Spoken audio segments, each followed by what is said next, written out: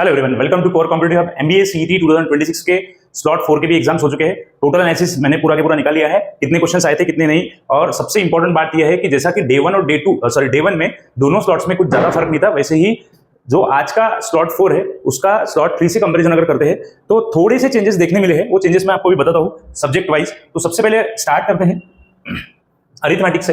तो arithmetic maths में इसमें से लगभग 2 सेट्स डीआई के थे। तो पाई चार्ट ये बिल्कुल लगभग अभी 4th शिफ्ट है, चारों भी शिफ्ट में पाई चार्ट कंटिन्यूअसली पूछा गया है। और अभी 3rd शिफ्ट में जो आपका बार ग्राफ था अभी वो चेंज होकर टेबुलर हो चुका है, मतलब टेबल फॉर्म में डीआई आया था। आपको बताऊंगा टेबल फॉर्म में डीआई एक तो रेशियो परसेंटेज के मिक्सचर में आता है, रेशियो परसेंटेज आपको इसमें निकालना पड़ता है। तो इसके बाद में कैलकुलेटर नहीं था, ओके। पाई और दोनों टेबुलर डीआई, मतलब 5-5 क्वेश्चन जो इसमें से थे वो बिल्कुल भी कैलकुलेटिव नहीं थे, मतलब आप लगभग 1 या 2 स्टेप्स में आंसर्स को निकाल सकते हैं, ऐसे डीआई थे। देन टाइम एंड डिस्टेंस के जो क्वेश्चंस थे, देखो time and distance and time and work, ये दोनों भी टाइप के दोनों भी क्वेश्चंस इसमें थे। अगेन परसेंटेज के क्वेश्चंस थे, लगभग 2 क्वेश्चंस देखने मिले। एवरेजेस के 2 क्वेश्चंस देखने मिले, एवरेजेस के 2 क्वेश्चंस देखने मिले। नंबर सीरीज जो थी वो इजी थी, नेक्स्ट नंबर निकालने थे आपको। काफी क्वेश्चंस में तो नंबर सीरीज के डिफरेंस में ही इवन नंबर्स, प्राइम नंबर्स या तो फिर स्क्वायर्स मिले। इजी थी, टोटली इजी थी। लगभग 4 नंबर सीरीज के क्वेश्चन थे, वो टोटली इजी थे। नंबर सीरीज यहाँ पे मैं एक्स्ट्रा आपको लिख के देता कि नंबर सीरीज में जो क्वेश्चंस थे वो नंबर सीरीज में 4 क्वेश्चंस देखने मिले और काफी इजी और मॉडरेट यही लेवल के थे। टफ तो बिल्कुल नहीं बोला जाएगा क्योंकि डिफरेंस टू डिफरेंस या फिर सिंपल कैलकुलेशन के थे। नेक्स्ट परम्यूटेशन एंड कॉम्बिनेशन का जो क्वेश्चन थे वो 2 थे एंड प्रोबेबिलिटी के क्वेश्चंस भी 1 था। तो परम्यूटेशन एंड कॉम्बिनेशन के क्वेश्चन लगभग परम्यूटेशन एंड कॉम्बिनेशन के क्वेश्चंस जो थे वो 2 थे और प्रोबेबिलिटी का क्वेश्चन जो था वो 1 था। नेक्स्ट परसेंट एवरेज का था, रेशियो का एक क्वेश्चन था, रेशियो का क्वेश्चन जो था 1 था। पार्टनरशिप का क्वेश्चन नहीं पूछा गया था। कल मिक्सचर एलिगेशन के क्वेश्चंस काफी पूछे गए थे, आपको पता होगा दोनों स्लॉट में 2-2 क्वेश्चंस पूछे गए थे।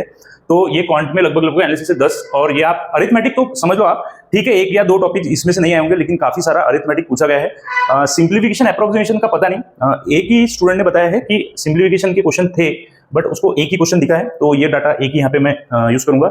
मेंसुरेशन अगेन था, मेंसुरेशन में जो क्वेश्चन थे वो 2D के थे, आपको आंसर निकालने थे। Then we will move to next part, that is वो जो क्वांट में बेस्ट अटेम्प्ट है वो मैं आपको बता दूंगा। तो पजल का जो सेट थे वो नहीं थे, इसमें डायरेक्शन ब्लड रिलेशन के क्वेश्चन थे, ब्लड रिलेशन के क्वेश्चन थे, फैमिली ट्री निकालना था, डायरेक्शन के क्वेश्चन थे, ओके डायरेक्शन के क्वेश्चन थे।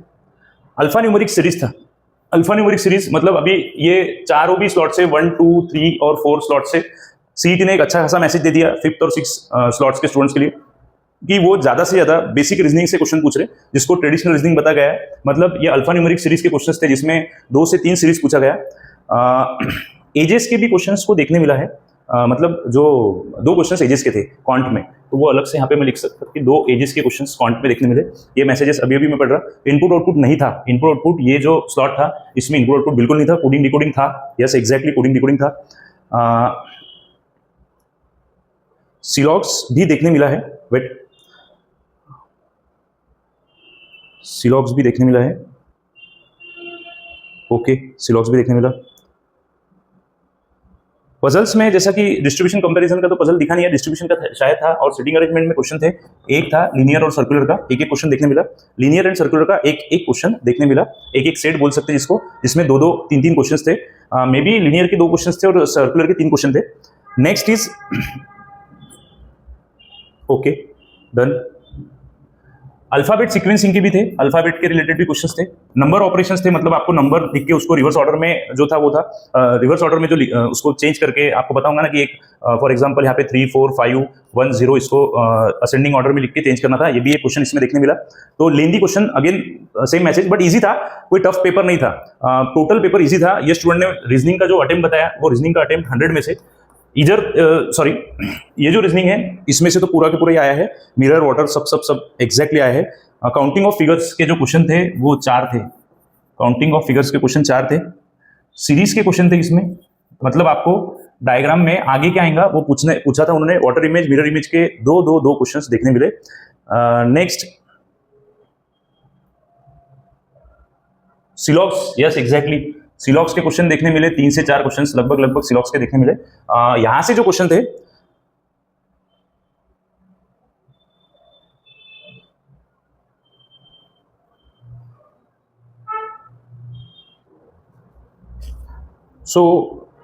इसमें और कुछ इन्फॉर्मेशन ऐड करना चाहता कि अभी मैंने बताया था कि पजल के क्वेश्चन नहीं थे, बट पता चला कि पजल के 3 सेट थे, इसमें 3 क्वेश्चंस थे पजल्स के। ओके, डिस्ट्रीब्यूशंस के होंगे डेफिनेटली। नेक्स्ट पार्टनरशिप के भी क्वेश्चंस 3 मिले देखने। क्वांट में अगर पीछे चले जाए थोड़ा सा, तो क्वांट में मैंने पार्टनरशिप बताया नहीं था, बट पार्टनरशिप के भी 3 क्वेश्चंस, दो क्वेश्चंस देखने मिले पार्टनरशिप के। तो यहाँ पे ये चेंजेस करना पड़े। एजेस के जो क्वेश्चन थे वो भी अगेन 2 क्वेश्चंस एजेस के देखने मिले। नेक्स्ट रीजनिंग, यहाँ से जो क्रिटिकल है उसके 4 to 5 क्वेश्चंस देखने मिले, जैसा स्लॉट 3 में देखा गया। स्लॉट 1 में और 2 में 7 to 8 क्वेश्चंस थे शायद, और स्लॉट 3 और स्लॉट 4 में इसके 4 to 5 क्वेश्चंस ही देखने मिले। इसका जो इन्फॉर्मेशन है, ये क्वेश्चंस कौन से आए थे ये नहीं पता चला, बट 4 क्वेश्चंस पता चल गए।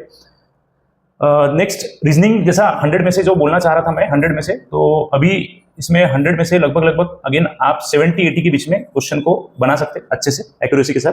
70 to 80, any number 73, 74, 78, may be 81, 82 भी हो सकता है, बट 80, 90, 100 क्वेश्चंस मे भी सॉल्व किए होंगे आपने। डेफिनेटली आपको आगे का टाइम कम पड़ा होगा, क्योंकि चारों भी स्लॉट्स में पेपर लेंदी रह रहे, इजी रह रहे। ओके, तो लेंदी इजी ये पैटर्न अभी उन्होंने बना दिया। इंग्लिश का काफी सारा जो है वो डाटा इस वक्त आया है, मे बी ये स्टूडेंट्स ने इंग्लिश को अटेम्प्ट अच्छे से किया है। तो इंग्लिश में देखो आपको, हाँ अगेन क्वांट का भी एक मैसेज आया कि क्वांट में प्रॉफिट लॉस भी था और डाटा सफिशिएंसी भी देखने मिला। तो क्वांट में डाटा सफिशिएंसी और रीजनिंग में भी डाटा सफिशिएंसी, दो क्वेश्चंस देखने मिले। वर्बल में आ जाते तो लगभग इडियम के जो क्वेश्चन थे वो 5 क्वेश्चंस थे। इडियम एंड फ्रेजेस के जो क्वेश्चंस थे वो इडियम के क्वेश्चंस आपको 5 देखने मिले। ओके, नेक्स्ट इज आरसी जो थी वो आरसी 4 थे, और एक आरसी के सेट में 5 क्वेश्चंस थे लगभग नियर अबाउट। तो एक आधी जगह पे कम हुआ अगर ठीक है, तो 19 to 20 क्वेश्चंस आरसी से ही पूछे गए थे। नेक्स्ट इज ग्रामर में जो था वो ग्रामर में आप देख सकते हैं एक्टिव, डायरेक्ट, इनडायरेक्ट। ओके, इसके क्वेश्चंस 2-1 देखे गए। एरर डिटेक्शन के जो क्वेश्चंस थे वो भी देखने मिले, एरर डिटेक्शन के भी क्वेश्चंस देखने मिले। वोकैब के क्वेश्चंस जो थे वो वोकैब के क्वेश्चंस लगभग 13 क्वेश्चंस को देखने मिला, ऐसा मानना है स्टूडेंट का। 13 क्वेश्चंस उन्होंने गिने हैं। 11 तो 100% उन्होंने तभी बता दिया था, अभी 2 क्वेश्चंस और रिमाइंड किए हैं, तो 13 क्वेश्चंस वोकैब के पता चल रहे। नेक्स्ट इज सिनोनिम्स के क्वेश्चन 3 थे और एंटोनिम्स के क्वेश्चन 3 थे। तो आप देखो यहाँ पे इंग्लिश भी काफी इजी था, कोई टफ नहीं था इंग्लिश, इजी था इंग्लिश। तो और क्या बचा, तो और पैराजंबल शायद से एक मैसेज है, पैराजंबल यहाँ पे नहीं था। जो पैराजंबल था वो बिल्कुल भी नहीं था, यहाँ पे नहीं लिखा होगा, ठीक है। तो पैराजंबल नहीं था। आरसी लगभग आपके 4 थे, उसमें 19 to 20 क्वेश्चंस कवर हुए। ओके, तो ये इंग्लिश जो था ये लगभग 50 क्वेश्चंस में से 43-44 अच्छे से हो जाएंगे ऐसा था, बट ठीक है, थोड़ा सा इसको यहाँ पे 40 पे सेट करते हैं। 40 क्वेश्चंस इंग्लिश के एक्यूरेसी के साथ स्लॉट 4। ओके, बट अब सबसे इंपॉर्टेंट बात यह है कि जो कल पेपर देने वाले हैं डे 3 के 5th और 6th स्लॉट के, उनके लिए एक छोटा सा एडवाइस है। वो एडवाइस ऐसा है, देखिए सिटिंग अरेंजमेंट्स में लीनियर सर्कुलर चारों सेट्स में पूछा गया। फ्लोर का कोई भी अभी तक अंदाज नहीं आया, किसी ने बताया नहीं कि चारों भी सेट में फ्लोर अरेंजमेंट थी। तो फ्लोर अरेंजमेंट डेफिनेटली कल मॉर्निंग स्लॉट में आने के चांस 95% है, बिल्कुल फ्लोर अरेंजमेंट आने के चांस है। कंपैरिजंस के क्वेश्चन एक ही स्लॉट में आए थे, कल आए थे, आज भी शायद से डिस्ट्रीब्यूशन का देखने मिला, कंपैरिजन का देखने नहीं मिला, दैट इज पजल का पार्ट है, तो कल वो आ सकते। और इनइक्वलिटी भी कम ही, सबसे पहले स्लॉट में इनइक्वलिटी के क्वेश्चन को देखने मिला था, उसके बाद सेकंड में भी नहीं, थर्ड में भी नहीं, और फोर्थ में भी कोई रिपोर्टिंग आया नहीं है इनइक्वलिटी का। तो कल अगेन इनइक्वलिटी ये टॉपिक फिर से आपको डे 3 के 5th स्लॉट में देखने मिल सकता। सिलॉक्स तो कंसिस्टेंट चारों भी साइड में था, चारों भी स्लॉट में था, तो सिलॉक्स फिर से अगेन आ सकता। कोडिंग डिकोडिंग था ये स्लॉट में, उसके 2 क्वेश्चन देखने मिले। कोडिंग डिकोडिंग के दोनों टाइप के क्वेश्चन साइमल्टेनियसली आ रहे, जिसमें रिप्लेसमेंट ऑफ द लेटर्स था और चाइनीज कोडिंग था, ये दोनों क्वेश्चन देखने मिले। तो इंग्लिश में तो कंसिस्टेंट सेम पैटर्न मुझे चारों भी इसमें दिखा, सिर्फ पैराजंबल कल तक थे, आज भी थे, और पैराजंबल सडनली आज 4th स्लॉट में डिसअपीयर हो गए, पैराजंबल नहीं आए। और आपको देखने मिल रहा होगा और एक पैटर्न कि सिनोनिम्स एंटोनिम्स कंटिन्यूअसली हर स्लॉट में 7-8 सिनोनिम्स एंटोनिम्स आ रहे हैं। तो ये आपके डे 3 का जितने भी बच्चे एग्जाम्स को जाएंगे तो उनको ध्यान रखना है कि 5th और 6th स्लॉट में सिनोनिम्स एंटोनिम्स को छोड़ना नहीं है, अच्छे से करना है। और आपको फिर से एक बार और बता रहा कि आपको कंटिन्यूअसली एक ही सेक्शंस को लेके नहीं बैठना है, आपको बीच में से थोड़े क्वेश्चन को स्किप करके आगे भी देखना है। मे भी हो सकता है आप एक ही सेक्शन में ना फंसे रहो, तो हर सेक्शन को ले 2.5 घंटे का पेपर है, तो आप 50 मिनट्स कौन को लगा दो। ओके, आपका 30 to 35 मिनट्स आपने इंग्लिश को लगा दिया, रेस्ट ऑफ द पूरा का पूरा जो टाइम है वो रीजनिंग को दो, क्योंकि रीजनिंग काफी इजी आ रहा और उसमें कोई ट्रिकी नहीं आ रहा, सिंपल से लॉजिक है। आपके आंसर्स, मैंने बताया कि आंसर्स आपके अगर थोड़े भी अंदाज में, जिसको आप बोल सकते हैं कि ऑप्शन में भी जाके सॉल्व करोगे तो आपके हो जाएंगे सॉल्व, ऐसा रीजनिंग है। तो रीजनिंग में आप स्कोर बनाओ, 100 में से 85-89 इतने क्वेश्चन अटेम्प्ट करने का कोशिश करो। मे बी क्वांट में आपको कुछ अरिथमेटिक में प्रॉब्लम्स होंगे कुछ टॉपिक्स में, तो वो ठीक है, छूट गए तो चलता, लेकिन यहाँ से रीजनिंग के मार्क्स छूटना नहीं चाहिए। डे 3 के लिए यही एडवाइस है, रीजनिंग सबसे ज्यादा सॉल्व करो, इजी आएगा। फ्लोर बॉक्स आया तो डेफिनेटली इजी रहता है वो फ्लोर बॉक्स। तो फ्लोर बॉक्स अरेंजमेंट ये इजी रहने वाला है। नेक्स्ट जो पार्ट है स्टेटमेंट एजम्पशन कंक्लूजन का, जो रीजनिंग में से बताया मैंने, तो ये आज के दिन तो 3 to 4 क्वेश्चंस या 3 to 5 क्वेश्चंस के बीच में, मिनिमम 3 और मैक्सिमम 5 के बीच में है। कल अगेन ये 5 to 7 क्वेश्चंस के बीच में आ सकते हैं। डिसीजन मेकिंग क्वेश्चन के लिए अभी तक कुछ आया नहीं कि डिसीजन मेकिंग का कोई क्वेश्चन दिखा करके, but statement assumption conclusion alternately आ रहे हैं और कोर्सेज ऑफ एक्शन का थर्ड स्लॉट में देखने मिला क्वेश्चन। तो डेफिनेटली आप जितने भी बच्चे कल डे 3 को जा रहे हैं, तो आपके लिए 3 पॉइंट याद रखना। फर्स्ट पॉइंट कि आप लॉजिकल रीजनिंग के सभी टॉपिक्स को देख के जाओ। फ्लोर बॉक्स अभी तक देखने मिला नहीं, कंपैरिजन बेस्ड पजल भी देखने मिले नहीं, डिस्ट्रीब्यूशन के पजल्स देखने मिले, तो फ्लोर बॉक्स एंड कंपैरिजन के पजल्स कल आ सकते हैं। Alpha numeric series, alphabet test, alphabet sequencing, उसके बाद एनोलॉजी मतलब नंबर एनोलॉजी, लिटरोलॉजी और वर्ड एनोलॉजी, ये तीनों के क्वेश्चन देख लो।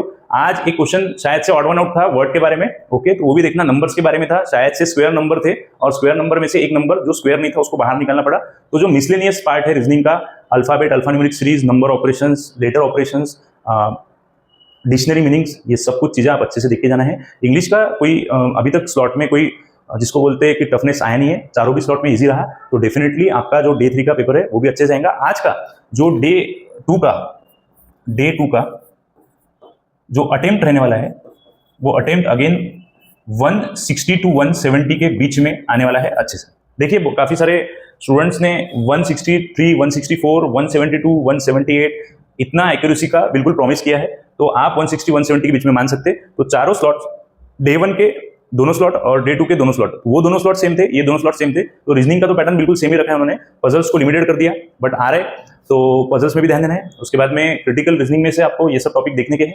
तो जो भी कल बच्चे जाएंगे पूरा पेपर अटेम्प्ट करके आना है, 200 क्वेश्चंस अच्छे से अटेम्प्ट करो। Definitely exam will be the moderate level. All the best.